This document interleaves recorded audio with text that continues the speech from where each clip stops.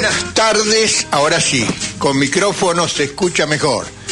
Buenas tardes a toda la audiencia de Todos los Fuegos por AM 740 y AM 1750, ¿está bien? ¿O 1770? 1570. 1570, AM 1570. Dos frecuencias tenemos, pero ahora Dayana va a pasar todos los datos. Ahí lo tenemos a Javier en la pantalla. Javier Rodríguez, ¿cómo te va, Javi? ¿Qué tal, Daniel? ¿Qué tal, Dayana? Bueno, buenas tardes para todos y todas. Bien, acá yo corriendo, recién llegué, por eso no sé si se nota. ¿Cómo te va, Dayana? Hola, buenas tardes a todos y todas. ¿Todo bien acá? ¿Todo tranquilo? ¿Nos vas a dar los datos de las redes y todas esas cositas para que nos escuche toda la gran audiencia creciente de Todos los Fuegos? Así es. Nos pueden escuchar, como dijo Daniel, en AM 740 y AM 1570 o por nuestra página radiorebelde.ar. También se comunican con nosotros a través del 11 26 90 8496 y por nuestras redes en Instagram, nos buscan como @todoslosfuegosradio, en X o Twitter como @f_fuegos, y en YouTube también como @todoslosfuegosradio. Muy bien, bueno, estamos en todos lados. En todos lados. Va llegando el mensaje de Todos los Fuegos por AM 740 Radio Rebelde, y hoy traemos una editorial con un título distinto. Dice el título: Milei, decime qué se siente. Conocido eso, ¿no? Y lo hemos escuchado en las últimas manifestaciones, ¿no?, que vienen pasando en los últimos meses. Estuve conversando ayer con... Ya el título lo había puesto, pero conversando con mi hermano, el economista, que le gusta mucho el fútbol, mucho. Él se sentía director técnico de fútbol, pero nunca hizo nada por serlo. Pero bueno, le gustaba. Entonces hablamos bastante de fútbol y me salió esta introducción para el editorial de hoy. Milei, decime qué se siente si el que a decir verdad venía, todo el mundo sabe cómo miente. El Che es nuestro y más grande que el austríaco. El Che es nuestro y más grande que el austríaco. Por si alguien no sabe, el pope intelectual del, no sé si llamarle presidente, bueno, el presidente ahora, es un austríaco de apellido Hayek, Friedrich Hayek, que de economía sabía menos que yo. Nunca escribió, porque escribir puede escribir. ¿Por qué el Che es nuestro y más grande que el austríaco? Porque el Che fue 4 años ministro de Economía. Además de decir, hizo, y al hacer, hizo teoría. Así que Milei, el Che es nuestro y más grande que el austríaco. Bien. Ya me voy a poner los anteojos, voy a ver mejor. Ya explicamos cómo Milei mintió con eso de que éramos la primera potencia mundial en 1890. Realmente da ganas de reírse si no fuera dramático. Ni potencia éramos. Vimos cómo mintió sobre los ideales de Mayo. Belgrano, Moreno, toda la barra eran industrialistas, y la libertad de la que hablaban era de la independencia nacional. Ahora parece que va a meter al Estado de Israel a hacer inteligencia interna. Le van a dar la AFI al Estado de Israel, se comenta. También explicamos la mentira del déficit fiscal como generador de todos los males. Ahora, hoy, vamos a ver la mentira de la inflación. Que hay, Milei. Inflación hay, y es tu gobierno. No te olvides que vos sos el presidente y tenés una inflación del carajo. Massa, recuerdan a Massa, el lejano Massa, en agosto devaluó el peso en un 30% frente al dólar y llevó la inflación del 7 al 12% mensual. Milei comenzó su gobierno aplicando la devaluación de masa, pero multiplicada por 4. Los números no mienten. Massa era una porquería, Milei porquería por 4, llevando la inflación al 25,5% en diciembre.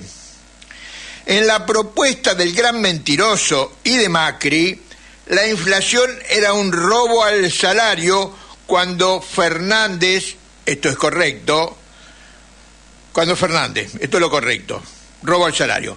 Pero la devaluación de Milei es para sanear la economía, esto es lo falso. Una mentira más del gran mentiroso. La verdad que la hiperinflación siempre es contra el salario y demás ingresos fijos, sea de Fernández o de Milei o de quien sea. En su programa, la inflación es provocada para continuar la transferencia de ingresos del salario al capital.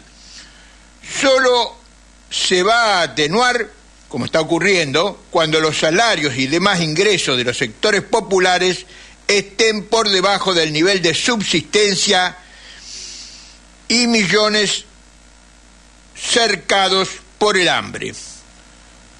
Todo lo hace con el objetivo de disminuir el consumo de la población para destinar mayores saldos exportables en beneficio de las 200 empresas exportadoras con mayoría de capitales extranjeros. Milei, como Macri, roba de la caja grande, porque es más visible el robo de la caja chica, como hicieron los gobiernos kirchnerista y peronista, pero el robo de la caja grande se esconde mejor, pero es más grande y multiplicado por lo menos por 10 o por 100, diría yo. Bien, la inflación es hija del neoliberalismo, entérate, Milei, la inflación es hija tuya. Con la sola excepción en 1959 del Ministerio de Economía del neoliberal Álvaro Alzogaray, precursor en esto, con un 130% de inflación para ese año. Redondeo a números enteros, en realidad fue 129,5, pero para la lectura redondeamos a números enteros. La Argentina hiperinflacionaria debutó en 1975 con el 182% de Rodrigo como ministro de Economía e Isabelita como presidenta. Inflación que fue continuada por la dictadura de Videla y al año siguiente la elevó al 444%, del 182 al 444%, es decir, que hicieron un shock parecido al que está haciendo este tipo que tenemos ahora. Y se mantuvo muy alta, con un promedio anual de 211% durante la dictadura, para despedirse en 1983 con un salto a 344%. Todos los años, los 7 años de la dictadura fueron hiperinflacionarios. En 1989, durante el gobierno de Alfonsín, tuvimos el récord histórico con una inflación anual del 3.080%. Al año siguiente, con Menem como presidente, registramos el segundo pico más alto con 2.314% de inflación anual. Luego vino Cavallo con la convertibilidad del peso por el dólar, el 1-1, y vendimos las empresas más eficientes del Estado. Cuando se terminó la ficción de la estabilidad originada por el 1-1, volvió la inflación, que no le estalló a Menem, sino a De la Rúa, el inútil, que había continuado con el mismo plan económico. En el mes de abril del 2002, en el mes mensual, la inflación fue del 10,4%, la más alta hasta agosto de 2023. Ahora, agosto, en el periodo eleccionario. En diciembre de 2001, la rebelión derrotó al neoliberalismo e hizo bajar la inflación. El que hizo bajar la inflación fue la rebelión del 2001. La rebelión fue contra el 1-1, contra la venta de las empresas, contra el hambre del pueblo, y bajó la inflación. Durante el interinato de Duhalde, la inflación anual promedio fue del 41%. Con Néstor Kirchner, el promedio anual bajó al 20%, mientras que en los 8 años de Cristina Kirchner se ubicó en el 32%. Como Macri cuando asumió cerró el INDEC, no hay datos de sus 2 primeros años. ¿Querría esconder algo?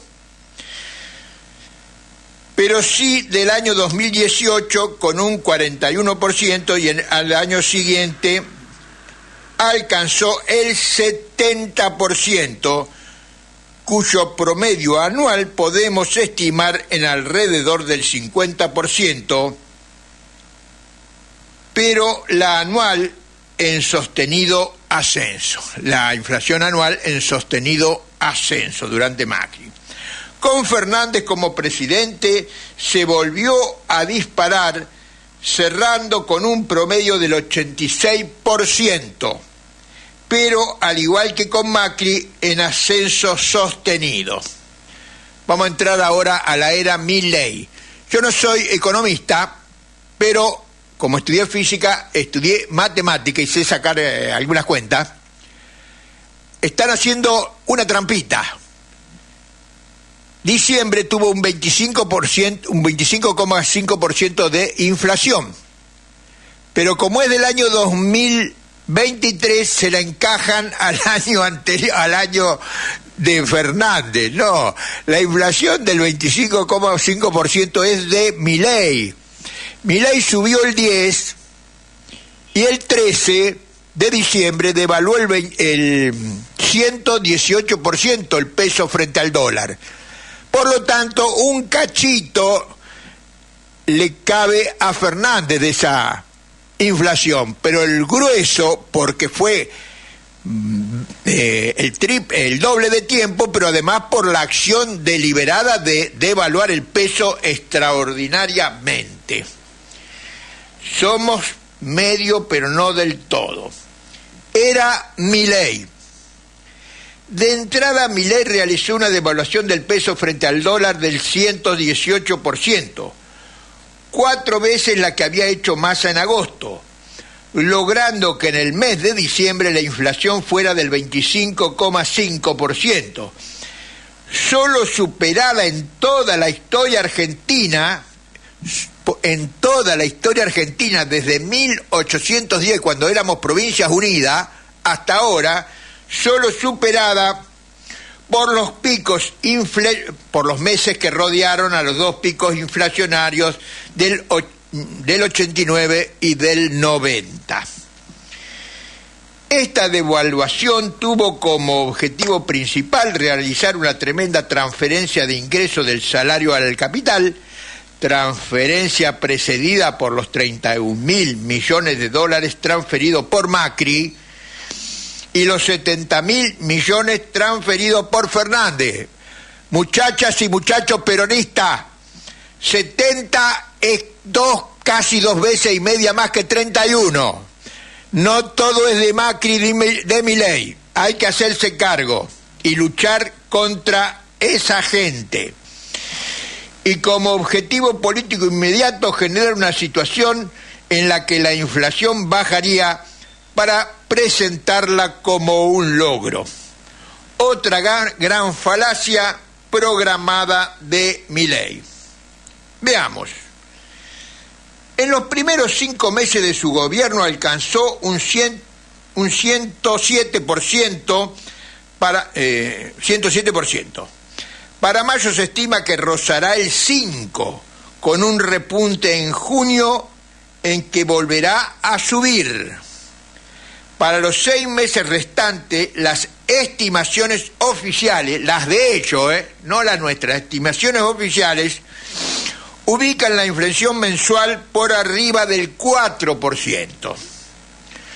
Con estas estimaciones favorables al gobierno, en los 12 meses iniciales, hay que contar desde el día de diciembre, no se metan en el bolsillo diciembre, en los 12 meses iniciales la inflación de Milei rozará el 160%. La misma del último terrible año del gobierno de Fernández. Si era terrible en el gobierno de Fernández, también es terrible en el gobierno de Milei.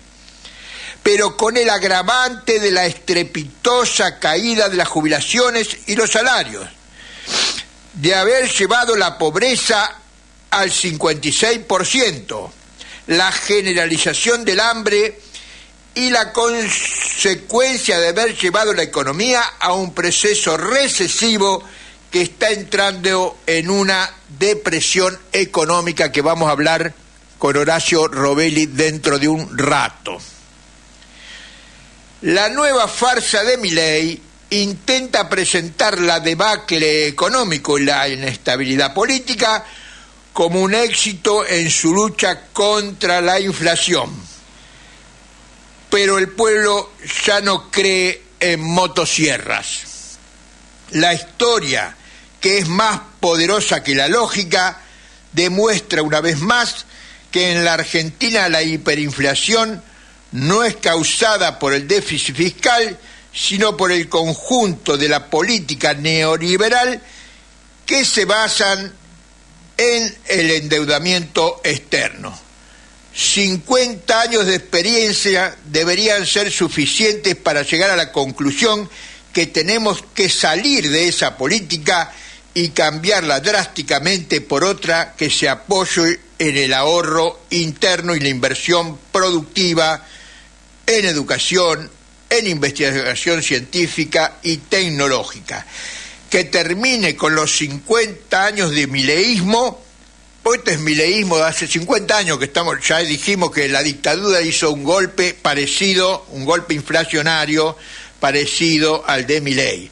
Hay que terminar con los 50 años de mileísmo explícito, pero tampoco volver a un capitalismo semiproductivo y explotador. Nuestro programa de revolución industrial, en base al ahorro interno, es la alternativa para nuestra Argentina si queremos salir del atraso y la dependencia. Acá puse de consecuencia, originarios de los trabajos precarios o causa de los trabajos precarios, los bajos salarios, el hambre generalizado y realizar el milagro por el que en 8 años, creciendo al 9% anual, podemos duplicar el PBI estancado en los últimos 50 años. Sí, es muy grandioso lo que yo digo, pero al lado de la falacia de Milei, esto es un granito. Crecer al 9% anual, China lo ha hecho, Estados Unidos lo ha hecho, Inglaterra lo ha hecho, Japón lo ha hecho, hay muchos países que lo han hecho. Lo que nunca se hizo es disparate que propone el presidente. Entonces, con esta política iniciaremos el camino de una Argentina políticamente libre, como quería el Ideario de Mayo, y socialmente, iniciando el camino de la construcción del socialismo latinoamericano. Para lograrlo tenemos que suplantar el individualismo mileísta por la solidaridad socialista, esparciéndola por todo el pueblo que vive de su trabajo, del pueblo trabajador. Por eso te volvemos a decir, Milei, el Che es nuestro y más grande que el austríaco. Bueno, estuve haciendo unas cuentas, hice la tarea hoy. Muy bien. Hoy no Muy la... bien. Y me di cuenta cómo se calcula, cómo se acumula la inflación. No era complicado, pero bueno, me acordaba de algo y ahí estuve peloteando un poco número y me salió. Pero hasta hay formulitas de eso, digo, no, Sí, no por es eso magia. me acordaba la fórmula. Lógico. Pero yo tenía la fórmula cuando la inflación o el interés o la tasa es siempre la misma. Es C monto o M monto igual a M0, o sea, el monto original, paréntesis, 1 más I, tasa de interés, cierra paréntesis, a la N. Pero el problema es que acá son todos los meses distintos. Pero bueno, yo dije, esto es una multiplicación de números iguales. 3 por 3 por 3 por 3. Puse los números distintos y multipliqué 12 veces y me daba justo igual. Así que digo, bueno, está bien, si me da Debe ser varias por ahí, veces. claro. Así que, bueno. No, pero lo grave de todo esto es que estos tipos que se supone que son economistas, ¿no? Quiero pensar, digo, desde el presidente hasta el ministro de Economía, ellos saben cómo se supone que se miden y se sabe que además después esto es un cálculo general, estimativo, sobre el que después influyen también otros aspectos, ¿no? Que hay que después ir cruzándolo. Digo, esto no es mágico, lo saben cualquier economista que haya estudiado un poquito. Yo no soy tampoco economista y sin embargo sé que hay la formulita y en función de eso después se van incorporando quizás otros elementos como para pensar por qué uno puede evaluar, ¿no? Estancamiento, esta inflación, periodos inflacionarios de crecimiento, ¿no? Es multivariado. Digo, no estoy diciendo nada raro. Pero el tema es cuando se quiere negar esto, y de hecho esta semana que se conocieron índices, por un lado se estuvieron haciendo suerte de loas, a decir, bueno, ven cómo sigue bajando, y de hecho el propio presidente salió a decir, los salarios ya le están ganando a la inflación, que uno dice, ¿y de dónde sale eso? Los salarios le están ganando a la inflación, esto es realmente increíble. Y por otro lado, cuando le cuestionan esos números, le dicen, no, bueno, pero el cálculo no se hace mes a mes, el cálculo se tiene que hacer además sobre la acumulación que se va dando. Claro. Del periodo, ¿no? Y a partir de ahí, cuando le hacen ese tipo de cuestionarios, te dice, no, bueno, pero eso hay que ver qué tan serio es los números que está dando el INDEC, o sea, cuestionaron ellos mismos la propia medición que están realizando. Entonces uno ahí se pregunta, bueno, pero entonces ¿de qué estamos hablando? Ellos mismos lo miden, se van a gloriar y cuando uno le cuestiona y dice, che, pero ¿realmente es así? Porque cuando uno va al mercado no ve esos números. Y tampoco está viendo que aumenten los salarios, ni aumente el poder adquisitivo real de lo que significa, ¿no? El dinero en mano para un trabajador o trabajadora. Y entonces ahí empieza el cuestionamiento, no, bueno, pero entonces hay que ver, me parece que estos números están retocados y bla, bla, bla. Entonces, ¿dónde está la coherencia y la lógica de este tipo de cuestiones? No tienen. No la hay. Si esto vinieron a robar el de la caja grande, no vinieron a robar de la caja chica los vueltos, esto vinieron por los miles de millones de dólares y quieren consolidar eso oficializarlo a través del RIGI, quieren que le voten por una ley la legalización del robo. Sí. ¿Y qué vamos a descubrir después? Si ponen la inteligencia israelí, el RIGI para que los norteamericanos, los anglosajones y los israelíes se lleven todos los recursos. Está rematando el país. Brasil está por llegar a ser la octava economía del mundo. En 1950... Y estamos hablando de Brasil, digo, no es que estamos hablando, no sé, Japón, Alemania, ¿no? Que son los países que uno supone a priori, bueno, los grandes países desarrollados y todo eso. Bueno, estamos hablando de Brasil, algo similar está pasando con India, algo similar está pasando con Irán. Digamos, India es la tercera en el mundo. Están en otra cosa. ¿no? Claro. Y son países que históricamente se los consideraba Pobres. tercermundistas, pobres, ¿no? Grandes bolsones de pobreza, de miseria. Y bueno, hoy están ahí. Están desarrollando programas espaciales, entre otras cosas, esos países, ¿no? Digo, nosotros acá estamos viendo, lo vemos a Milei hablando de que hace viajes para generar aquí un polo de desarrollo de la inteligencia artificial, y mientras tanto la gente se está muriendo de hambre, los pibes, los comedores no reciben comida, ¿no? Y se habla de que el futuro es ese, digamos, es demencial. Bien. Bueno, si te parece, Dayana y Javi, adelantamos un poquito la tandita, después vamos a la columna de Javi y tenemos un audio de 8 minutos que nos han mandado recién, así que no lo pudimos poner en la programación, de Cuba, que nos lo van a mandar todas las semanas. Así que, bueno, pero lo vamos a introducir con una fecha histórica que tenemos hoy. Bueno, entramos en la segunda media hora de A Todos los Fuegos por AM 740 Radio Rebelde, y vamos a escuchar la columna política de Javi Rodríguez. ¿Qué nos trae Javi para hoy? ¿Cómo está, Daniel? Bueno, ya lo habíamos ahí anunciado un poquito en el flyer que estuvimos difundiendo. Hoy queríamos hablar un poquito, dos cosas vamos a charlar. Ahora me interesaba destacar más que nada lo que va a estar pasando este miércoles, pero por otro lado, lamentablemente vienen pasando cosas ruinosas y despreciables en relación a lo que viene siendo la gestión de Sandra Petovelo ahí al frente, ¿no?, del Ministerio de Capital Humano. Pero primero destacar, porque lamentablemente una de las cosas que ve uno en todo esto es cómo, digamos, la imposibilidad política de poder resolver asuntos, de establecer, aunque sea líneas políticas de intervención, que ninguna se ve hasta ahora, más que el abandono, el desprecio y la incapacidad, se tapa con un escándalo detrás de otro, más que nada. Y los desastres que están pasando con el Ministerio de Capital Humano no empezaron ahora, ¿no? Esto viene casi desde el principio de la gestión. Ahora lo que estamos viendo ya es como cuando uno ve una infección, ¿no? Se va hinchando, va tomando color y en un momento explota, salta la pus, ¿no? Bueno, estamos viendo eso ahora.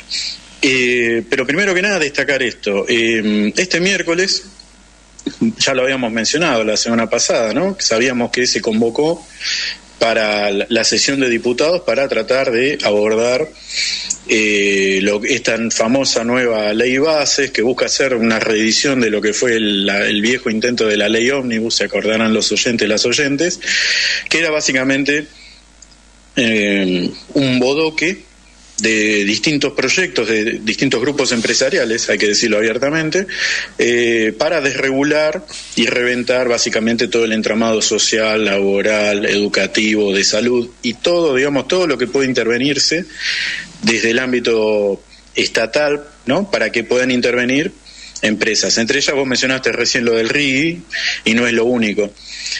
Por eso, bueno, este miércoles se supone que va a estar teniendo lugar la sesión, está convocada a las 10 de la mañana, ahí en el Senado, o sea, en el Congreso.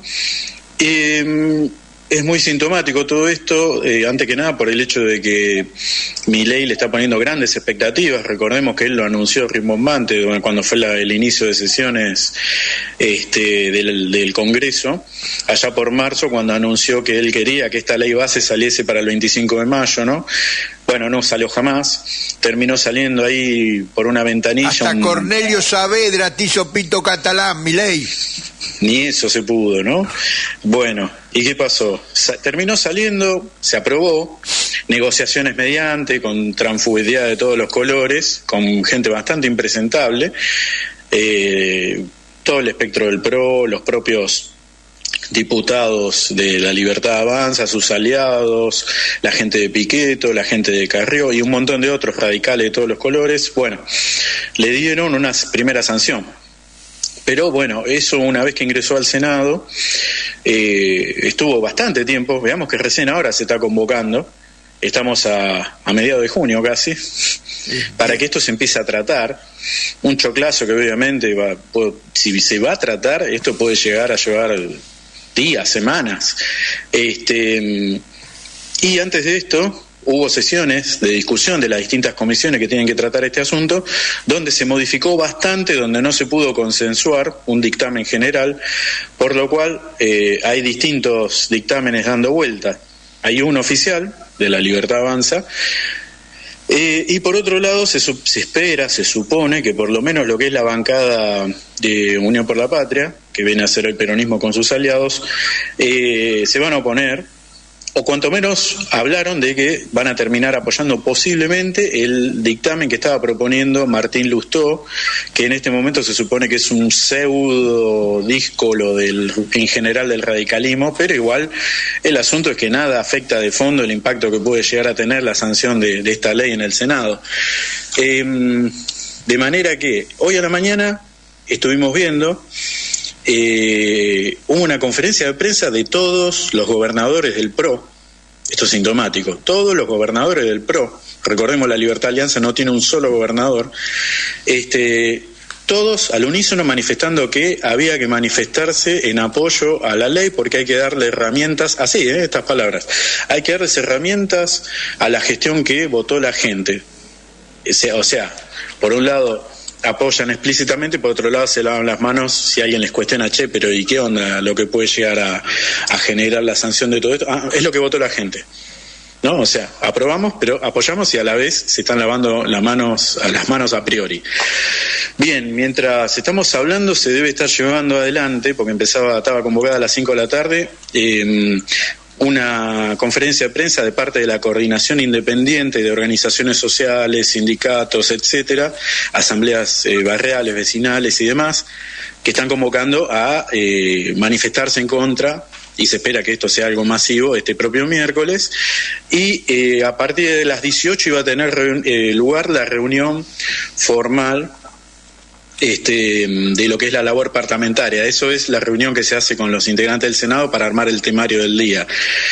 Ahí puede llegar a haber alguna sorpresa, porque por ahí quieran meter algún proyecto de tratamiento de ley para tratar de asegurar, digamos, presencias, ¿no? Para poder tener el quórum suficiente para ver si se logra sancionar o no. Los porotos para todo esto, en principio hay 33, están en manos de Unión por la Patria, 13 son del radicalismo, estamos hablando de senadores, senadores y senadoras, que como ya estamos viendo, por esto que mencionaba de Lustó y otros, en principio estarían divididos, habría que ver cómo va a votar cada cual. 6 son del PRO, 7 de la Libertad Avanza. ¿Por qué 6 son del PRO? Porque antes era una sola cosa, Junto por el Cambio, ¿no? Radicalismo y PRO. Eso se quebró, entonces ahora el radicalismo juega por su lado, con sus propias divisiones internas, y el PRO quedó con 6 senadores nada más. Y después tenemos 6 de Hacemos Coalición Federal, que es el conglomerado que armó Pichetto, básicamente. Tenemos 3 de Innovación Federal, 2 por la provincia de Santa Cruz, que es independiente, 1 por la comunidad de Neuquén y 1 por Justicia Social. ¿Qué viene pasando con estas cosas? Como para que veamos qué tan fantochada es todo esto. Lucila Crexel, que es la senadora de la comunidad Neuquén, que no está con la gobernación, había dicho que iba a votar a favor. A cambio, aparentemente Franco le negoció la dirección, ¿no? El nombramiento en una oficina internacional. Cuando se enteraron de parte del gobierno, o sea, se enteró Karina Milei y demás, básicamente se lo negaron y le dijeron, no, eso no va a pasar, quédate tranquila que eso no va a pasar. Tengamos presente, lo hablamos la semana pasada, que toda la semana pasada se armó todo un lío muy interesante porque volaron a Nicolás Pose y saltaron más de toda esta podredumbre en relación a manejos con servicios de inteligencia, organismos truchos y demás, ¿no? Eso todavía está terminando de salir a la luz.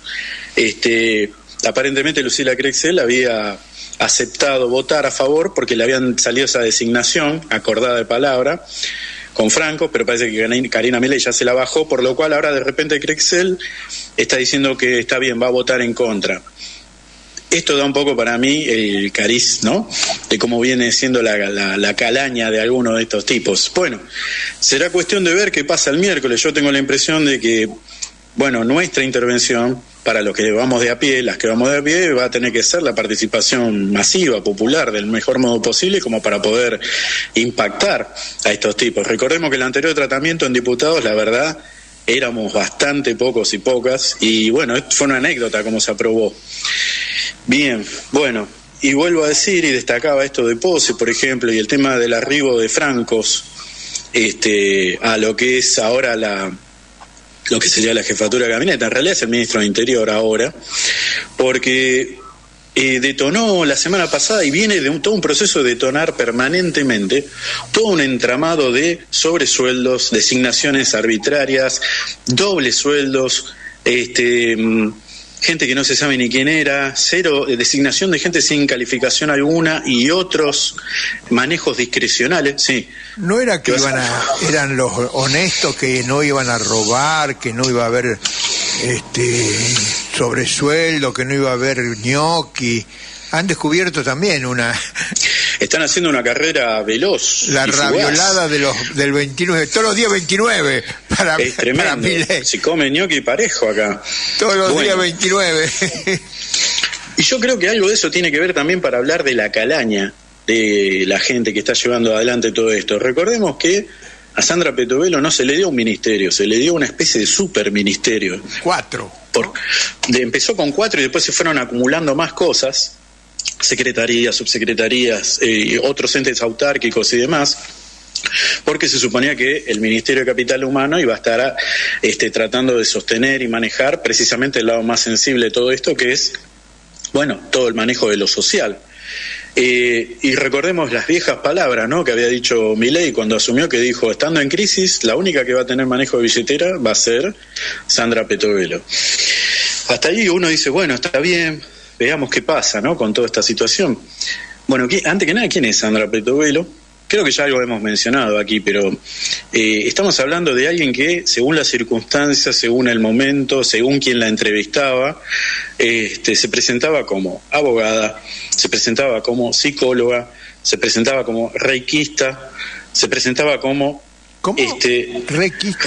Reikista. El reiki es una terapia energética, y no estamos hablando de una disciplina científica ni nada de todo eso. Bueno, se presentaba como reikista, se presentaba como consultora psicológica. Recordemos, la psicología se supone que es una disciplina científica que tiene matrícula, ¿no? Digamos, si yo me presento diciendo alguna de estas cosas, formalmente me pueden tranquilamente denunciar. Y que igual se suponía que era la idoneidad que tiene esta señora para estar al frente de semejante estructura burocrática administrativa. Se presenta como licenciada en Ciencias de la Familia. Ajá. Bueno, está además decir que claramente ese tipo de cosas son más que cuestionables. Yo es la primera vez que escucho de alguien que tiene un título de eso, pero la realidad... Se quejan del secundario, que inventan materia, inventan ciencia. Pero ¿cuál es la realidad? ¿Qué es lo único que figura en serio en el LinkedIn, digamos, de la señora Petovelo? Es licenciada en comunicación, aparentemente, en realidad es una tecnicatura en periodismo. ¿Qué tiene que ver eso con lo social? Bastante discutible. Pero ¿cuál es el antecedente inmediato? Era productora de Luis Majul. Bueno, evidentemente eso abre puertas y evidentemente eso permite... Pero es un que alguien... periodista de alto nivel científico, Majul. Claro, ¿cuántos Pulitzer ganó? Es impresionante. Un periodista de primer nivel. Bueno, esta señora, aparentemente, por alguna razón, se supone que es una de las personas de máxima confianza del presidente, Javier Milei. Y desde que asumió, una de las cosas con la que ella empezó fue con la de vamos a revisar y vamos a desbaratar todo el entramado de planes sociales y demás, donde se suponía que había una gran timba. El asunto es que se supone que ahí metieron a toda una estructura que iba a estar investigando, porque ustedes saben de que se vienen dando de baja un montón de planes sociales, programas, asignaciones, etcétera. Ahí habían puesto a un tal Marcelo Basilota, un tipo bastante oscuro, que tenía un equipo formado por, no vamos a decir los nombres, pero sus cualidades eran: uno tenía un local de venta de pollos, otro es campeón de globología, otro tiene una imprenta y el otro es un murguero. Estos son los muchachos que estaban designados por este tipo para ser el equipo que evaluaba a quién se le asignaban los programas sociales, a quién se le cortaban y demás. Todo esto además contaba con el aval de una señorita llamada Leila Gianni, la hemos escuchado, subsecretaria legal del Ministerio de Capital Humano, la habremos visto en estos días porque se agarró a los gritos con Juan Grabois, con un intento de mediación, cuando Juan Grabois estuvo haciendo la acusación de, ustedes saben que en estos días se estuvo hablando de las toneladas de comida, leche, arroz, ¿no? Bueno, que estaban almacenadas en distintos recintos y que se estaba dejando pudrir, no se quería entregar, y que de hecho al día de hoy hay una medida de parte de la justicia para que se entreguen y se siguen resistiendo. De hecho, el propio Guillermo Franco salió a defender a la ministra. En una conferencia de Adorni apareció el presidente de la Nación, esto pasó la semana pasada, no recuerdo si fue el miércoles o el jueves, diciendo que es la mejor ministra de la historia. Bueno, este tipo de cosas a las que nos tiene acostumbrado Milei. Y diciéndonos que todo esto se trata de una avanzada para tratar de desprestigiar, ¿no? Y de tratar de encubrir entramados, porque claro, todo el tema, ¿no? de que supuestamente están siendo perseguidos, dejando de lado cosas como, por ejemplo, lo hemos mencionado aquí, el tema de los distintos procedimientos judiciales que hubo hacia distintos espacios sociales como los del Polo Obrero y demás, a quienes se los acusa de mantener una estructura básicamente mafiosa y criminal para la entrega de los planes. Mientras con todo esto se busca lavarle la cara a esta gente.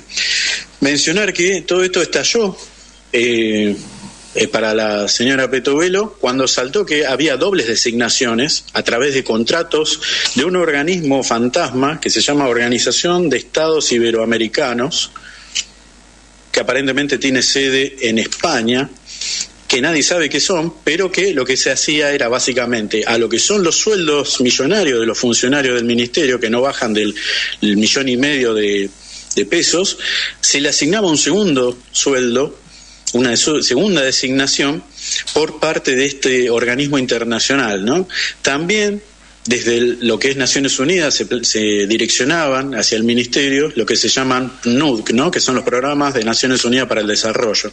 Normalmente son envíos de dinero, ¿no? Envíos de fondos y de algunos recursos para repartir en poblaciones en situación precaria, pero la realidad es que todo eso llegaba al ministerio y se repartía discrecionalmente entre sectores afines, léase comedores de iglesias evangélicas y sectores amigos que acopiaban, esto se ha encontrado en Salta y en otros lugares, que acopiaban en sus propios locales para después entregar discrecionalmente a ciertas personas. Mientras el hambre, ya lo sabemos, ¿no? El 60% de la población argentina más o menos hoy está por debajo de la línea de pobreza.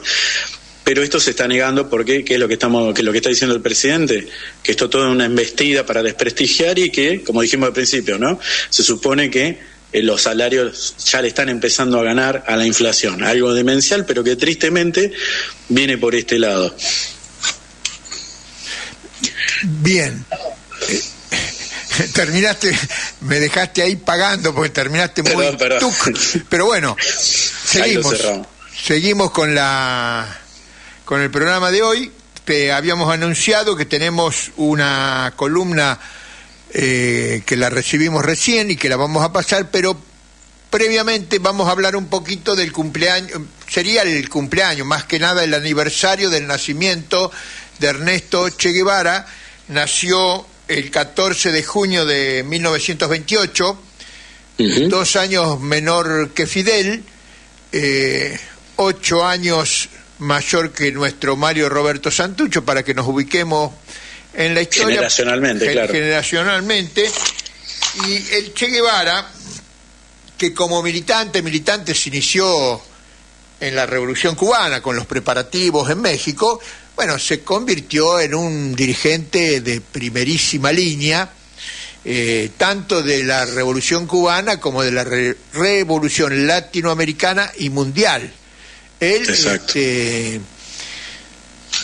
sí sabía economía, estudió medicina, pero lo nombraron ministro de Economía, y un chiste que no lo vamos a contar ahora porque es malo el chiste, pero refleja la historia. Fidel era bárbaro para todo, menos para contar chistes. Y yo, si lo cuento, lo voy a contar igual que Fidel, porque también soy malo para contar chistes. Y lo nombraron primero presidente del Banco Nacional de Cuba y después lo nombraron ministro de Industrias. Pero como era un tipo inteligente, estudioso y dedicado, aprendió economía, dirigió el ministerio, llevó adelante la polémica más importante del campo socialista en los 50, 60, 70 años de vigencia de los países socialistas, acerca de cómo construir la economía en el periodo de transición del capitalismo al socialismo. Material que, hoy tiene actualidad y es importante estudiar los aportes en ese terreno del Che Guevara, aparte de los aportes políticos, estratégicos, humanistas. Así que saludamos al 94 aniversario del nacimiento de nuestro referente Ernesto Che Guevara. Un detallecito, perdón, sí. Te quería agregar, a diferencia de esos austríacos que venera este señor, ¿no?, que ahora es el presidente, recordemos que él, cuando salía de la labor de ministro, ¿qué hacía? Iba a hacer trabajo, ¿no? Iba a hacer trabajo voluntario. Sí. Pero digamos, no como una cuestión, digamos, para ver qué bueno que soy, sino para demostrar una serie de cosas conceptuales teóricas, pero... Y coherentes, exacto. Llevándolas a la práctica. Bueno, esta introducción y este aniversario nos sirve para justamente introducir la columna de Alberto Mas de la Comisión de Periodistas Amigos de la Revolución Cubana.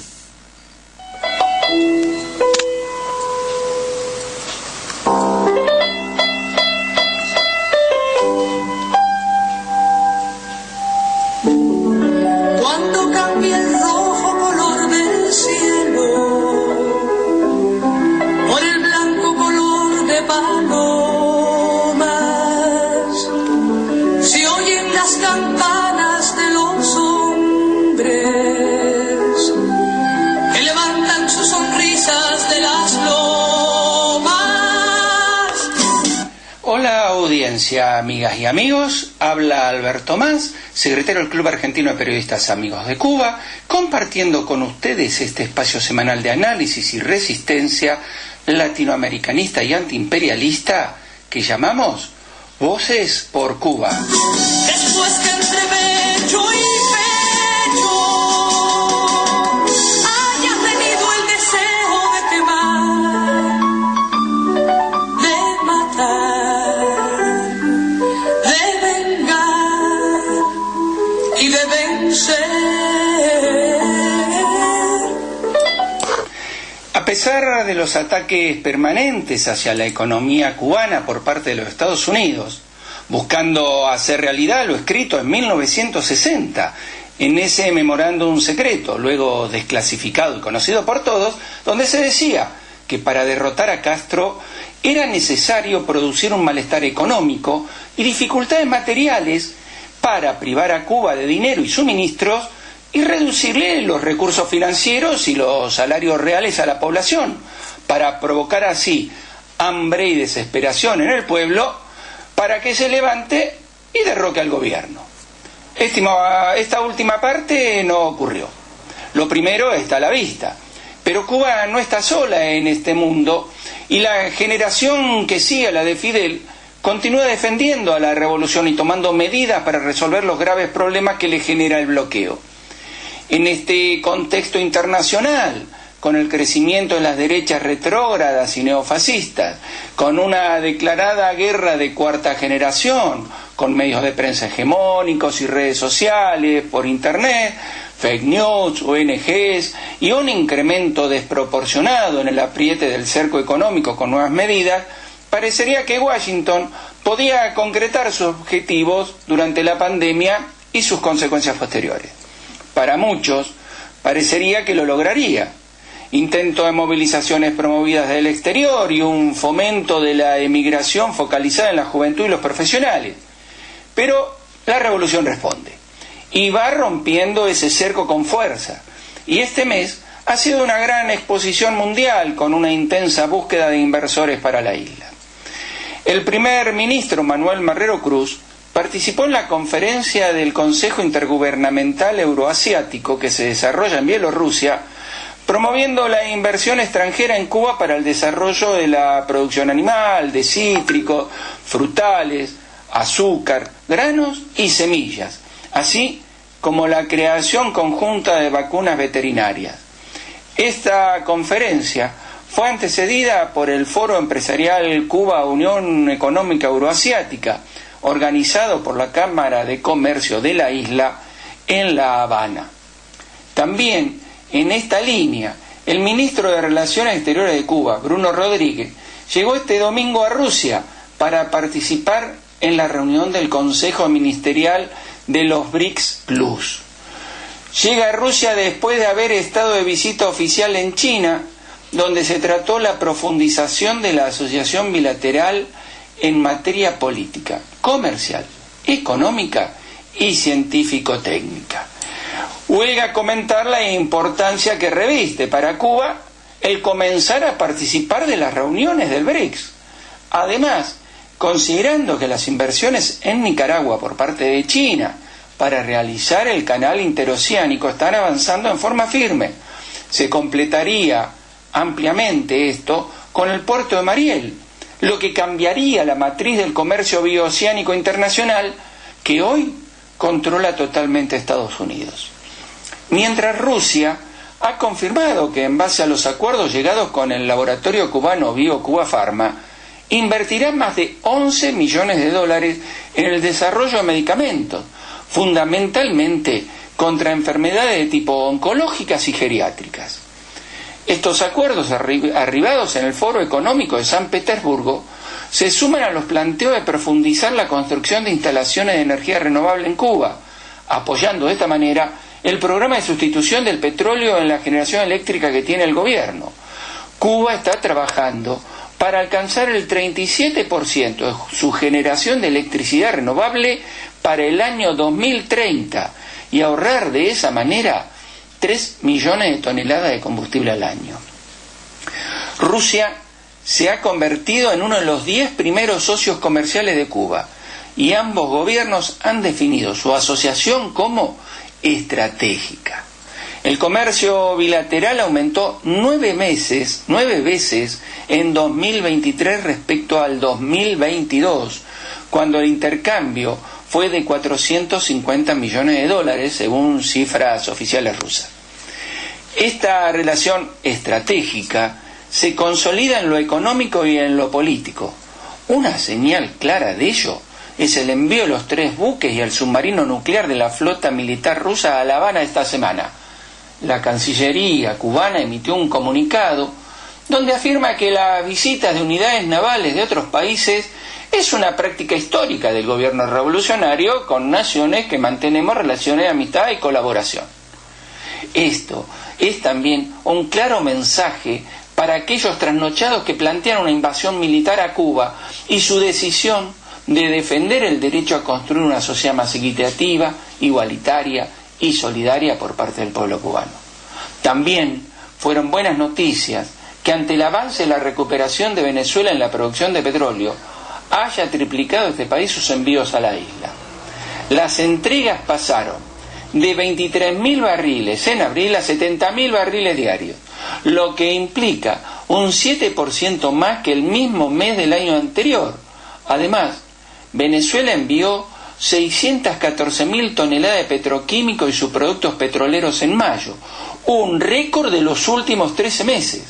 Con el mantenimiento de estos envíos y otros que se esperan desde México, se espera que se reduzca la escasez en las estaciones de servicios y vayan desapareciendo paulatinamente las colas por la falta de combustible. Mientras, China envió un embarque a principio de mes con 86 toneladas de arroz y el embajador de China afirmó que está dispuesto a compartir sus experiencias, reforzar los intercambios técnicos y de personal en el ámbito agrícola y ayudar a reforzar la capacidad de producción de alimentos y contribuir a defender la soberanía alimentaria de la isla. La otra gran necesidad actual de Cuba, que vive, resiste y continúa viva, construyendo un futuro diferente para la isla y para toda la humanidad, demostrando diariamente que otro mundo mejor es posible.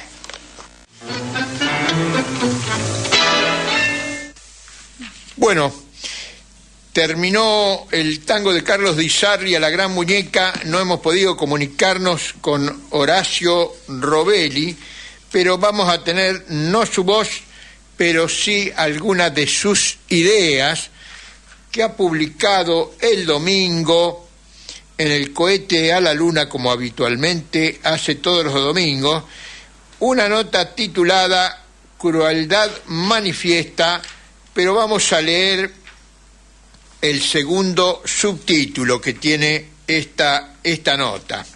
Y dice así Horacio Robelli: perversidad, negligencia e ignominia. El presidente de la República Argentina se jacta en nota realizada en los Estados Unidos que es el topo que viene a destruir al Estado, sin saber que el Estado es la organización civil de la nación y que tiene como mandato constitucional promover el bienestar general de la población. Bueno, nosotros tenemos otra concepción del Estado, pero esto lo dice Horacio, así que lo vamos a leer textualmente, esto que dije anterior. Lo que viene ahora sí, no es teoría, es práctica. No solamente devaluó y niveló los precios, aumentando la pobreza a 25 millones de argentinos y la indigencia en 8 millones de pobres, sino que pretende continuar en esa ruin tarea. En la misma línea está el nombramiento de Sandra Petovelo, periodista del programa La Cornisa de Luis Majul, en su superministerio, cuando no conoce lo mínimo de la legislación y de la práctica administrativa del Estado, y encima con el mandato de excluir expresamente a las organizaciones sociales que fueron y conforman la red de contenido del hambre y la miseria que el modelo extractivista agropecuario financiero exportador genera, y nosotros le agregamos basado en el endeudamiento externo. También lo demuestra palpablemente en la política alimentaria que se instrumenta. El gobierno, con su proceder, aumenta el número de indigentes a 8 millones de personas y el total de la asignación universal por hijo al mes de abril 2024 es de solo 3.800.000 personas. Con la suma de la tarjeta alimentar, las familias que cuentan con ambas prestaciones perciben lo siguiente: familia con un hijo de hasta 14 años, la asignación es de 52.500 pesos, más tarjeta alimentar 44.000 pesos por mes.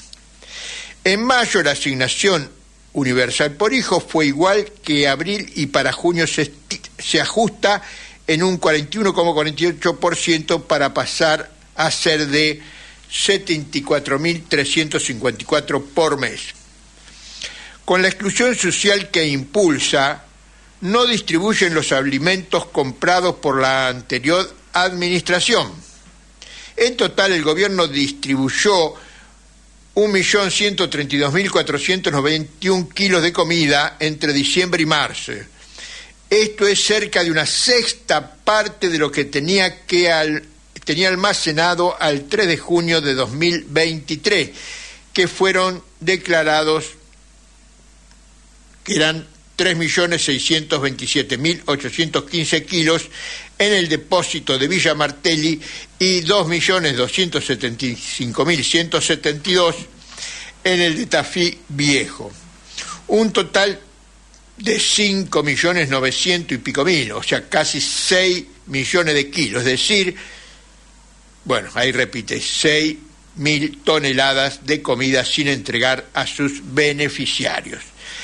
El ministro del Interior y ahora jefe de gabinete, Guillermo Franco, mintió cuando le dijo a los diputados de la Nación que no había stock de alimentos, desconociendo que en la gestión pública, cuando se cambia la administración, se hace un informe de auditoría donde se verifica el patrimonio recibido y dejado por el ministerio anterior, que es el que informa la compra de los 7 millones de kilos de alimentos. La incompetencia es tal que el Superministerio de Capital Humano en casi 7 meses de gestión no hizo una sola compra de alimentos, y si lo realizó, lo hace a través de la ONG Organización de Estados Iberoamericanos y del proyecto del Programa de Naciones Unidas para el Desarrollo de Abordaje Comunitario del Plan Nacional Argentina contra el Hambre, puro título y ningún contenido, digo yo. Organizaciones que no están sujetas a controles y auditorías por parte del Estado argentino y a quienes se les transfirió dinero del Estado. Todo esto es para robar con tranquilidad y que nadie los controle. La transferencia en ambos casos fue con la única firma de la ministra Sandra Petovelo, cuando por la ley 24.156 de la Administración Financiera autoriza a un ministro a girar por 100 módulos como máximo, que a la fecha significa un límite de 2.700 millones de pesos. Pero la ignota Organización de Estados Iberoamericanos, con la única firma de la ministra, se le transfirieron fondos públicos por 6.772 millones de pesos para que compre alimentos, tarea que debe hacer el ministerio, y le abonó una comisión del 5% que representan 338 millones de pesos. O sea que ahí está, cuando yo digo que roban de la caja grande, este es un ejemplo. ¿Por qué le tienen que pagar 5% de comisión a una entidad privada cuando el Estado lo tiene que hacer eso con sus estructuras, o sea, gratis? Sin embargo, la justicia está analizando si parte de ese dinero girado no se empleó para gastos de comprar influencias y para comprar dólares, dado que la misma ministra Sandra Petovelo denunció a la justicia a su secretario de Niñez, Adolescencia y Familia, Pablo de la Torre. Oh, los de la Torre, flores de delincuentes, estos creo que son de Santa Fe, ¿no? Bien. No, son de acá, ¿eh? Son de acá, de provincia de Buenos Aires. De provincia de Buenos Aires. Pero igual que es toda gente del Opus Dei, un pequeño detalle, además. Después van y se confiesan y rezan. Claro. Robé y se golpean el pecho. Exacto. Robé, pero voy a volver a robar, dice. Total, me confieso. Así que el jefe, el secretario era Pablo de la Torre, y al director del área, Federico Fefe Fernández, porque a través de las organizaciones de Estados Iberoamericanos se le abonaba haberes a quienes no habían sido designados. También para sobresueldo a los que sí estaban nombrados y a 18 jugadores de rugby del Club La Salle, que aparecen en una lista con facturaciones de entre 600.000 y 1.400.000 pesos por mes, pero que no tenían función en la cartera. ¿Qué? Porque jugaban al rugby. Me parece, Milei, le estás ganando a Fernández y a Cristina con estos choreos en gran... Y sí, vos afanás con de la caja grande. Ante la respuesta mediática de Javier Milei y su jefe de prensa, Manuel Adorni, tratando de justificar lo injustificable, el fiscal general interino ante la Cámara Federal, José Luis Argüello Iturbe, sostuvo que el intento del gobierno de correr el eje de la discusión es evidente. Mirá que te lo dice el juez federal José Luis Agüero Iturbe. Con ese apellido no puede mentir, Iturbe. Te lo dice él. Correr el eje de la discusión, y subrayó que aquí se están investigando delitos, no discutiendo la política alimentaria del gobierno. Bueno, pavada, ¿no? Bien, esto nos decía nuestro columnista y amigo Horacio Reveiri. Escuchamos el tango a la gran muñeca, leímos su parte de su nota en el cohete a la luna, perversidad, negligencia e ignominia. Ahora vamos a escuchar un poema de nuestro compañero Oscar Villar, de Tandil, metalúrgico, de la cooperativa Impopar, que me parece que le viene de familia. Si no es la mamá, es una tía que escribía poesías, versos, y de vez en cuando Oscar se inspira y escribe algo. Bueno, lo va a leer nuestra compañera de trabajo acá, Dayana Álvarez. En mi país son necesarios los artistas. En mi país son necesarios los cantantes, pintores, escultores. En mi país son necesarios los hospitales médicos, enfermeras, científicos. En mi país son necesarios los libros, las bibliotecas, los y las bibliotecarias. En mi país son necesarias las escuelas, los maestros y las maestras, los porteros. En mi país son necesarias las fábricas, los obreros, las obreras. En mi país son necesarios los filósofos, los que piensan cómo de hacer mi país mejor. En mi país se necesitan los jubilados, llenos de amor, con jubilaciones dignas, no pasando hambrunas. En mi país son necesarios los jóvenes, impulsando a mi país hacia un futuro cada vez mejor. En mi país son necesarios los hermanos originarios con la tierra que les fuera arrebatada. En mi país son necesarios los que aman con todo el corazón y luchan por ese amor por mi país. En mi país son necesarias todas esas cosas y más. Pero lo que en mi país no se necesita son los Milei y su odio hacia nosotros. No se necesitan los fascistas imperiales que arrasan con todo, queriendo quedarse con todo. En mi país no se necesita la violencia policial ante el pueblo. En mi país no se necesita el asesinato y maltrato hacia las mujeres. En mi país no se necesitan los despidos a los trabajadores ni suicidios por no tener futuro. En mi país no se necesita que haya hambre ni colas para pedir comida. En mi país sobra comida, se la llevan porque son así. Es la esencia del hombre capitalista.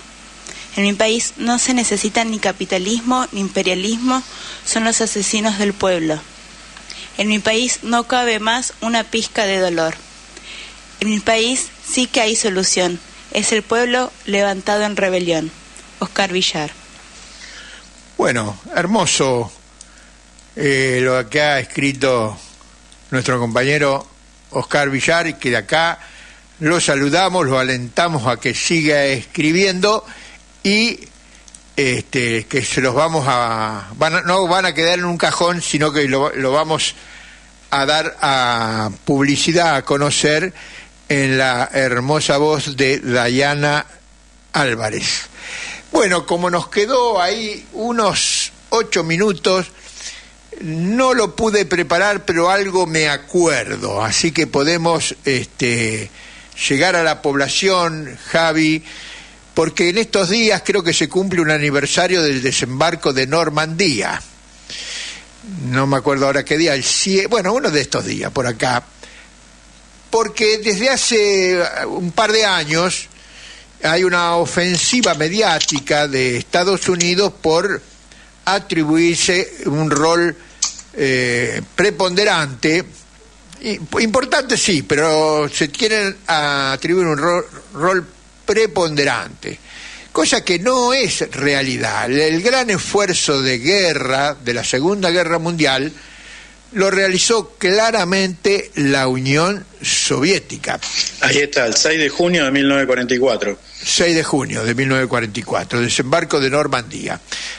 Antes de entrar en otros datos, yo no me acuerdo exactamente, pero en el desembarco de Normandía, en las costas de Francia, participaron, para no decir de menos, 200.000 soldados norteamericanos e ingleses. Pongámosle 300.000, si queremos.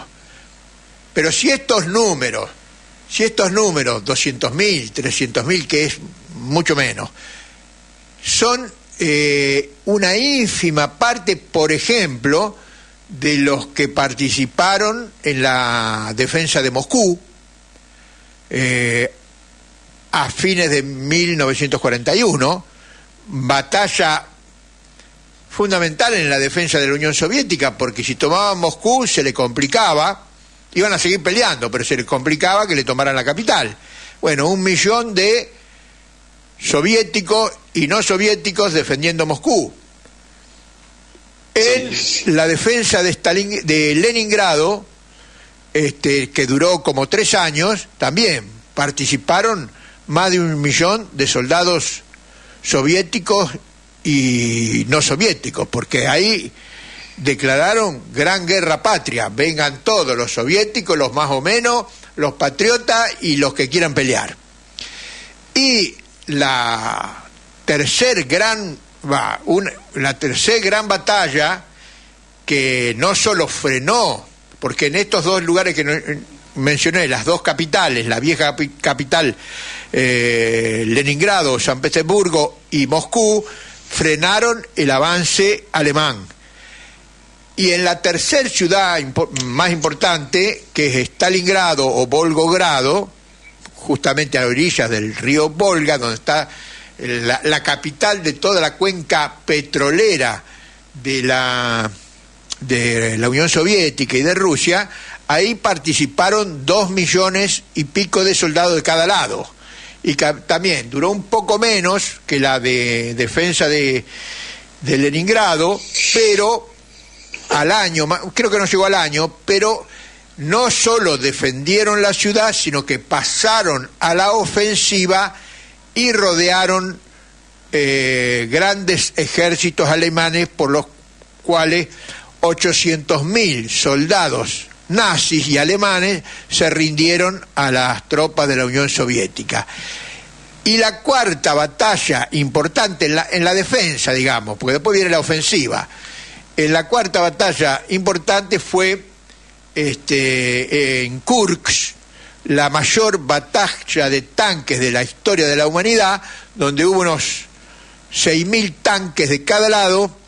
Le hicieron una estrategia de defensa preconcebida, los dejaron avanzar, los fueron rodeando por los costados, y cuando los tuvieron adentro de la bolsa, cerraron la bolsa y le eliminaron miles de tanques alemanes. Y ahí comenzó decididamente la ofensiva soviética sobre el ejército alemán. Cuando se produce el desembarco de Normandía, esto me lo acuerdo bien porque lo fui a repasar varias veces, cuando se produce el desembarco de Normandía el 6 de junio de 1944, las tropas soviéticas estaban traspasando la frontera de la Unión Soviética y entraban a Polonia y a distintos países de la Europa oriental, pero que no eran la Unión Soviética. O sea que la guerra ya estaba en territorio fuera de la Unión Soviética. Así que el desembarco de Normandía se produjo cuando la guerra no estaba terminada, pero sí la orientación general de la guerra estaba definida. Bien, sí, los norteamericanos lo hicieron el desembarco en Normandía, apoyado por los ingleses, los franceses, mandaban camiones y se mandaban tantos camiones que si no el ejército soviético no hubiese podido. Bueno, le hubiese costado más. No es que no hubiese podido, porque iban como podían, caminando, en bicicleta, como los vietnamitas, con camiones viejos, nuevos. Es decir que esto, alaraca que hacen de la gran importante batalla de Normandía, fue una escaramuza dentro de las grandes batallas de la Segunda Guerra Mundial y de la Gran Guerra Patria de la Unión Soviética. La verdad es la verdad. Ustedes dirán, sí, bueno, sí. No, y quería agregar a todo eso. No estoy diciendo nada nuevo, ¿no? Todos sabemos que todo esto se trata también, ¿no?, de campañas de propaganda para tratar de imponer la idea de que precisamente pareciese como que solo había un sector peleando contra los nazis, que pareciesen ser las fuerzas aliadas occidentales, y del otro lado no parecía que estaba pasando nada. Entonces se suele ningunear, por un lado, el rol de lo que fue el Ejército Rojo, ¿no? El rol de lo que fue la Unión Soviética, pero también se ningunea, por ejemplo, y se ignora directamente, no se lo hace aparecer en general en muchas cuestiones, desde lo cultural hasta lo fílmico, incluyendo libros y demás que se producen. Por ejemplo, no se habla nada prácticamente de lo que fue la guerra en lo que es la zona del sudeste asiático, incluso lo que es la invasión japonesa de Corea y de China, ¿no?, en plena guerra civil que estaba teniendo lugar. En general eso se suele pasar por alto, no se menciona. Sí, por supuesto, el esfuerzo norteamericano contra las fuerzas del Imperio japonés en el área del Pacífico, sí, claramente fue central en ellos, pero digamos, no se destaca, por ejemplo, todo lo que pasaba en la zona de lo que era, lo que se conocía, ¿no?, como Indochina y demás, ¿no?, que era la administración colonial francesa de esos territorios, y donde hubo además fuerzas de resistencia, digamos, partisanos, guerrillas, ¿no?, milicianos de distinto tipo combatiendo contra las tropas imperiales japonesas, y algo parecido también se puede hablar en lo que es toda la zona, ¿no?, del este europeo, donde hubo fuerzas de resistencia, por ejemplo, toda la zona de lo que es lo que después fue la zona de Yugoslavia, Tito, ¿no?, esos países. Tito, ahí. Exacto, donde incluso se han formado comunas ahí de resistencia, territorios liberados, ¿no?, que fueron centrales también para desactivar, digamos, generarle frentes internos dentro de todo el territorio administrado por los alemanes, ¿no?, por los nazis. Y un detalle nomás, y cierro con eso, como vos bien mencionabas, si bien la ofensiva al día D, por supuesto que es decisiva, es determinante, ¿no?, es un giro en la guerra, pero en el mismo momento que también pasaban ese tipo de cuestiones, ¿no?, cuando después de la batalla de Stalingrado, que fue determinante también, yo diría que incluso que hasta la Segunda Guerra para mí se cambia de situación a partir de esa victoria decisiva que tiene el Ejército Rojo, digamos, y las fuerzas de élite alemanas no estaban particularmente en la zona de Francia. El esfuerzo de guerra de las unidades de élite alemanas, de la Wehrmacht, estaban precisamente en el este combatiendo, y después las fuerzas de Zhukov y otros generales los trituraron, lo pasaron por encima. Uno de los datos que quiero dar es justamente lo que está diciendo Javier. El ejército alemán tenía unos 12, 13 millones de soldados. 13, vamos a poner para que nos cierren los números. ¿Cómo distribuían los 13 millones de soldados? 3 millones de reserva estratégica en Alemania, 3 millones. 3 millones en el frente occidental. Todo, sí. Francia, Inglaterra, el desembarco en Normandía, 3 millones. Y en el frente oriental, 7 millones. O sea que el frente oriental de Alemania era 2 veces y media más grande que el frente occidental. Exacto. Y un detalle, perdón, quería mencionar esto, a lo que está diciendo vos. La guerra, esto es una opinión personal, pero bueno, me parece que no me aparto demasiado de lo que pasó. La guerra, en el lado occidental, fue una guerra de ocupación, de dominación, ¿no?, lo que se quiera. Pero en la guerra, en el plano de lo que fue Europa del Este, fue una guerra de exterminio. Ahí hay una diferencia central en todo esto, a ¿no? los pueblos eslavos. Varias veces se intentaron, de hecho, la proclamación, ¿no?, de la República, el régimen de Vichy en Francia y demás, se buscaron establecer en varios momentos alguna suerte de procesos de paz o armisticio con las fuerzas occidentales, mientras que en el caso de los territorios del este, empezando desde Polonia, pasando por Rusia, pasando por todos los territorios que estaban bajo administración soviética, bueno, ni hablar en Hungría, en Rumania, en todos esos territorios donde además tuvieron voluntarios a favor de esto, fue una guerra de exterminio. De exterminio, contra los pueblos eslavos. Y Exacto. último dato, antes de irnos a la tanda y entrar a dos orillas con Silvia Visconti. La enorme participación de las mujeres en la guerra, en la Gran Guerra Patria. Exacto. En todos los niveles, desde enfermera hasta combatiente, partisana, francotiradora y varios escuadrones, más que escuadrones, como se llama esto, varios regimientos, varias brigadas de aviadoras mujeres, muchas heroínas de la Unión Soviética. Exacto. Bueno, si vamos a hablar de la Segunda Guerra Mundial, no nos olvidemos del actor principal. Exacto. Más chiquito, pero bueno, una chicanita. Es lo mismo, he escuchado varios homenajes al cordobazo y muchos se olvidan de Tosco, como que Tosco no estuvo en el cordobazo. Bueno, Tosco estuvo en el cordobazo y el Ejército Rojo fue el protagonista de la Segunda Guerra Mundial. Claramente. Vamos a la tanda. Bueno, nos entusiasmamos con la Segunda Guerra Mundial y le robamos algún minuto a dos orillas con Silvia Visconti, que hoy nos trae un tema que nos lo diga ella, el título y el contenido de su columna de hoy. Buenas tardes, Daniel, buenas tardes, Javi, buenas tardes a todos los fuegos, a toda la audiencia. Bueno, hoy mi intervención tiene que ver con una mujer, Amelia Sanjurjo, y posiblemente a la mayor parte de los escuchas argentinos este nombre no les diga nada. Y sin embargo, Amelia, la uruguaya, es parte de una historia común vivida por nuestros pueblos, por Uruguay, por Argentina, por los pueblos de Latinoamérica. Una historia que nos habla de hijos e hijas de nuestros pueblos que lucharon por sociedades mejores, por sociedades donde fuera posible la libertad, la justicia, la igualdad, donde los seres humanos no padecieran hambre ni explotación, y que todos estos conceptos no fueran simples palabras, sino realidades tangibles.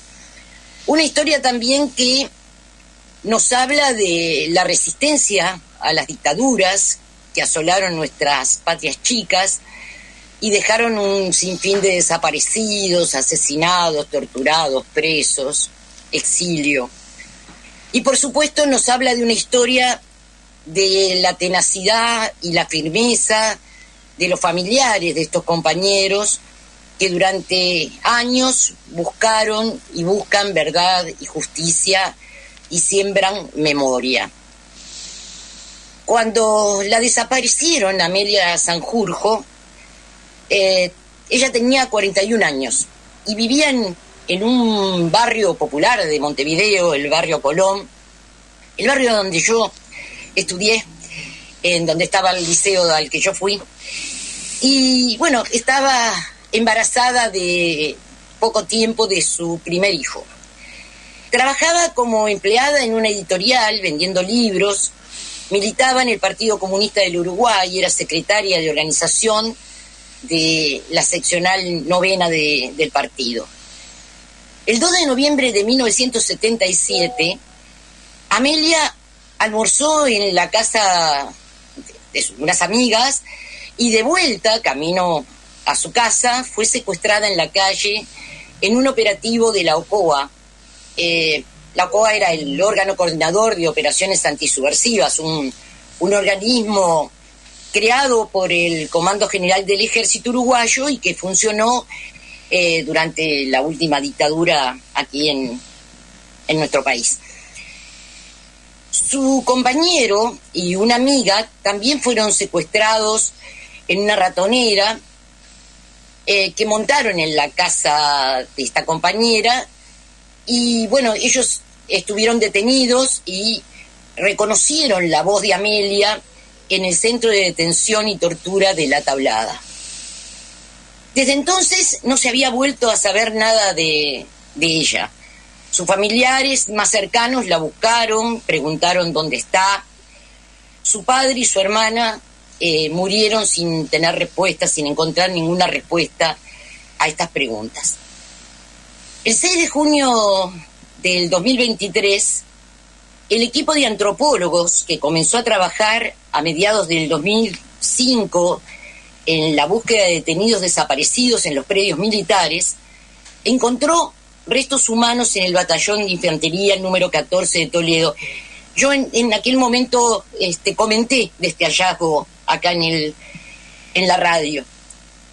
En ese mismo predio militar se habían encontrado en el 2011 y en el 2012 los restos del maestro y periodista Julio Castro y de Ricardo Blanco, comerciante y exfuncionario de la UTE, las usinas y transmisiones eléctricas del Uruguay.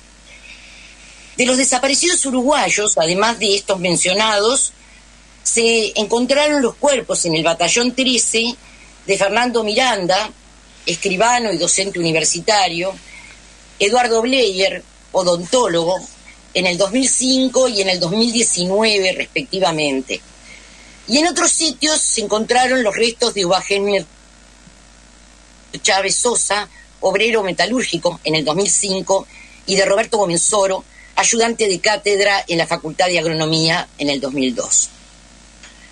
A pocos días del hallazgo de estos restos en el 2023, se informó que se trataba de los restos de una mujer.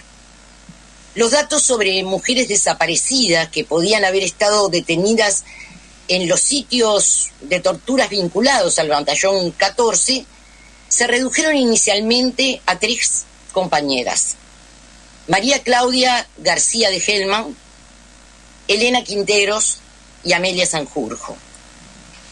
Se enviaron entonces los ADN, el ADN de estos restos a Argentina, y se descartaron a las 2 primeras porque no había compatibilidad. Todos los análisis de compatibilidad dieron negativos. Y la hipótesis de que se trataba de Amelia no pudo ser confirmada porque no había muestras genéticas suficientes. Su madre y su padre estaban muertos, Amelia no tenía hijos, y bueno, la falta de familiares directos hizo que su historia se convirtiera en un verdadero desafío científico, porque fue necesario comenzar un larguísimo proceso de recolección de muestras de otros familiares. Esto implicó que se tuvieran que ubicar dónde estaban enterrados algunos familiares, que se exhumaran los restos de una de sus tías y que luego se buscaran muestras de sus sobrinos, que la mayoría de ellos no viven en el Uruguay, sino que desde hace más de 30 años viven en distintos países de Europa. Bueno, hubo que armar todo un protocolo para las tomas de sangre, y en esto colaboró el equipo argentino de antropología forense, que tiene una gran experiencia en todas estas cosas. Por supuesto que hubo un aumento de las complejidades en el hecho de, bueno, la existencia del gobierno que hay hoy en la Argentina, que dificulta o que de alguna manera no tiene interés en que estos temas sean temas vigentes. 47 años después de la desaparición de Amelia, se dijo: Amelia vuelve a su casa, a su familia y a su pueblo. Con esta frase, madres y familiares de uruguayos detenidos desaparecidos llamó a acompañar la despedida el 6 de junio. En las redes sociales, el rostro de Amelia, con su amplia sonrisa y su cabello alborotado, tal como la recuerdan los compañeros y compañeras, convocaba con su imagen a esta recuperación de la identidad y se escuchaba este tema que quiero compartir con ustedes. Te abracé en la noche.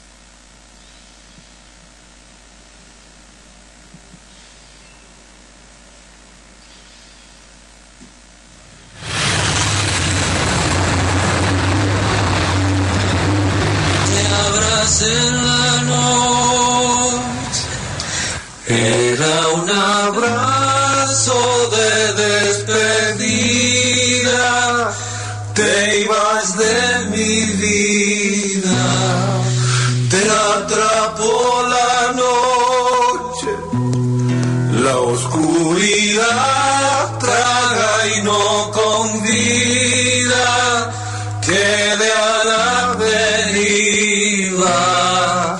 Tal vez fue un derroche, los sentimientos más bendecidos flotan como nidos. Te ves en la noche con aquel beso desconocido que se fue contigo. Te abracé en la noche, era un abrazo de despedida, te ibas de mi vida, te atrapó la noche, la oscuridad traga y no convida, quede a la deriva. Tal vez fue un derroche, los sentimientos más bendecidos flotan como nidos.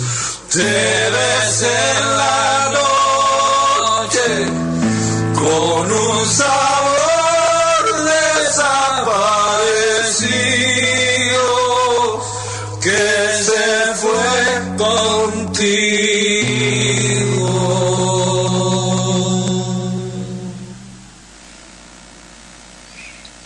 Bueno, el 6 de junio del 2023 la Tierra habló, y el 6 de junio del 2024, a un año del encuentro con los huesos, la imagen de Amelia en blanco y negro, que generalmente se levanta cada vez que el pueblo uruguayo se manifiesta reclamando por sus desaparecidos, se tiñó de color en la fotografía que presidió la entrada de la Universidad de la República, y como en otras veces abrió sus puertas para su homenaje y para este último abrazo metafórico del que habla la canción que acabamos de escuchar. Una multitud subió las escalinatas de la Alta Casa de Estudios para despedir a Amelia. Las banderas rojas de su partido hicieron la guardia de honor. Los militantes del Partido Comunista del Uruguay, en silencio, se turnaron para sostener las 21 banderas del partido, la bandera de Artigas y el pabellón nacional, y más tarde conformaron un palio por el que avanzó la urna para ser conducida hacia el cementerio de La Teja. Antes de partir, se escuchó la voz de Tati Almeida, con el mensaje de Abuelas de Plaza de Mayo, que precisamente hablaba de nuestras historias comunes, y una carta de los familiares leída por un integrante de Madres y Familiares de Detenidos Desaparecidos. Hoy, la tía Pocha vuelve a nosotros y nosotras, a su familia, a sus compañeros y compañeras de lucha, a sus seres queridos y a todas las personas que se sumaron a su búsqueda, aquellas personas que la buscaron siempre. Así comenzaba el sentido homenaje y mensaje de su familia. Entre los asistentes, entrevistado por la prensa, un joven estudiante afirmaba: yo no creo que esto sea justicia, y tampoco esto es verdad. Sigue habiendo mentira, sigue habiendo más de 100 desaparecidos, sigue siendo todo muy triste. El fiscal de delitos de lesa humanidad, Ricardo Percivale, explicó que la identificación de los restos de Amelia Sanjurjo supondrá la reapertura del caso, ya que la causa había sido archivada sin avances. Se agregará toda la información relacionada con la causa de muerte que se confirmó violenta y por acción de terceros en el contexto de privación de libertad y tortura, en cuyos restos se identificaron traumatismos en la columna cervical, la mandíbula y las costillas. Vamos a encarar, dijo Percivale, la investigación pura y dura que es sobre la identidad de los responsables de esta muerte. Una joven muchacha que estaba entre los concurrentes afirmaba: es muy movilizador acompañar a la familia de Amelia con un poco de verdad, pero sabemos que aún falta mucho. Falta voluntad política para encontrar a los que aún no encontramos y falta, sobre todo, que los que saben hablen. La familia viva de Amelia, sus sobrinos, residentes desde hace muchos años en Europa, conservan apenas el recuerdo infantil de la tía Pocha y se lamentan de que Francisco y Carmen, padre y hermana de Amelia, luchadores incansables, dieron hasta el último segundo de sus vidas en su búsqueda, golpeando las puertas de cada cuartel, preguntando dónde está Amelia, y se fueron sin tener una respuesta y sin poder conocer la verdad. Un integrante de familiares aseveraba: Amelia hoy y siempre estará presente con nosotros, viva en nuestra memoria. Siguen faltando aún encontrar a otros compañeros y compañeras, porque nuestros familiares siguen secuestrados en todos los silencios cómplices. Tutelados por la sonrisa amplia de Amelia, los integrantes del equipo de antropólogos que excavan incansablemente el amplio espacio cautelado del batallón 14 se abrazaban con los familiares. Ellos devuelven la esperanza a las familias de que la tierra hable. El jueves 6 de junio, mientras el sol de la mañana borraba la niebla, una fila constante subía las escalinatas de la universidad para acompañar a la militante Amelia Sanjurjo, la Pocha. No eran parte de su familia de sangre, expresan el tejido social que rompe los límites de lo individual, que sortea la peripecia del acontecimiento personal para convertirse en ese sentimiento y compromiso colectivo que se proclama en la consigna "Todos somos familiares". Muchos depositaron sobre la urna rosas rojas, invocando desde la historia aquella consigna de pan y rosas que levantaron las mujeres en el siglo pasado y del que hablaba un viejo poema que adquiere un nuevo sentido en nuestra memoria hoy y que creo sirve de homenaje a Amelia y a todas las compañeras y que yo quisiera compartir con ustedes leyéndolo. Mientras vamos marchando a través del hermoso día, 1.000.000 de cocinas oscuras y miles de grises hilanderías son tocados por un radiante sol que asoma repentinamente, ya que el pueblo nos oye cantar pan y rosas, pan y rosas. Mientras vamos marchando, luchamos también por los hombres, ya que ellos son hijos de mujeres y los protegemos maternalmente otra vez. Nuestras vidas no serán explotadas desde el nacimiento hasta la muerte. Los corazones padecen hambre, al igual que los cuerpos. Dennos pan, pero dennos también rosas. Mientras vamos marchando, innumerables mujeres muertas van gritando a través de nuestro canto su antiguo reclamo de pan. Sus espíritus fatigados conocieron el pequeño arte y el amor y la belleza. Sí, es por el pan que peleamos, pero también peleamos por rosas. A medida que vamos marchando, traemos con nosotras días mejores. El levantamiento de las mujeres significa el levantamiento de la humanidad. Ya basta del agobio, del trabajo y del holgazán. 10 que trabajan para que uno repose. queremos compartir las glorias de la vida, pan y rosas, pan y rosas. Nuestras vidas no serán explotadas desde el nacimiento hasta la muerte. Los corazones padecen hambre al igual que los cuerpos. Pan y rosas, pan y rosas.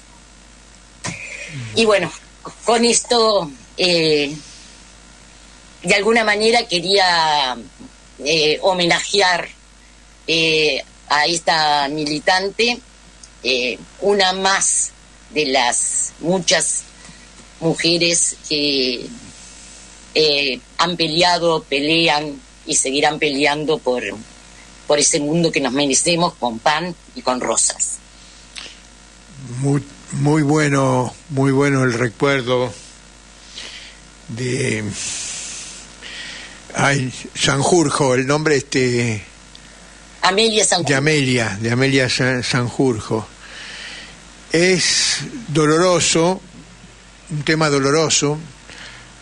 Los que hemos militado en aquellos años tenemos muchas compañeras, compañeros desaparecidos, y bueno, siempre los recordamos porque luchaban por lo mismo que luchamos nosotros, y nosotros luchamos por lo mismo que luchaban ellos.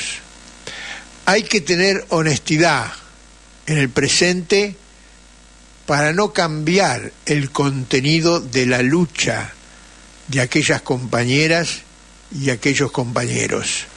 Compañeras y compañeros que peleaban sin duda por el socialismo, por ese mundo mejor, sin explotados. Pero acá en la Argentina está complicado porque existe el peronismo y parece que es todo un uniforme, pero no, los compañeros peronistas, la inmensísima mayoría, luchaban bajo la consigna por la patria socialista. Eso es indudable que fue así, y quedó graficada en una plaza donde se enfrentaron las consignas de la patria peronista y la patria socialista, y esta última atronaba y acallaba a la otra. El 90% de los muertos y desaparecidos de la Argentina y del Uruguay, quizás más todavía del 90%, fueron compañeros que luchaban por la revolución y el socialismo. Y así los recordamos y creemos que así tienen que ser recordados. Sin duda, y en el caso del Uruguay, nosotros miramos con mucha atención lo que pasa en la Argentina, porque en nuestro país los avances para obtener justicia en estos casos han sido mucho más lentos y más difíciles de conseguir. Y de alguna manera siempre mirábamos a la Argentina como una especie de camino a seguir, de lugar a imitar.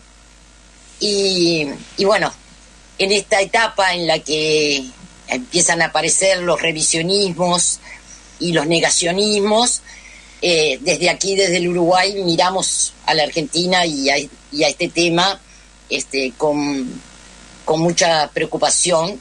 Y de alguna manera la palabra de Tati Almeida fue como una especie de caricia, si querés, de abrazo, entre los militantes de la Argentina y los militantes del Uruguay. Bueno,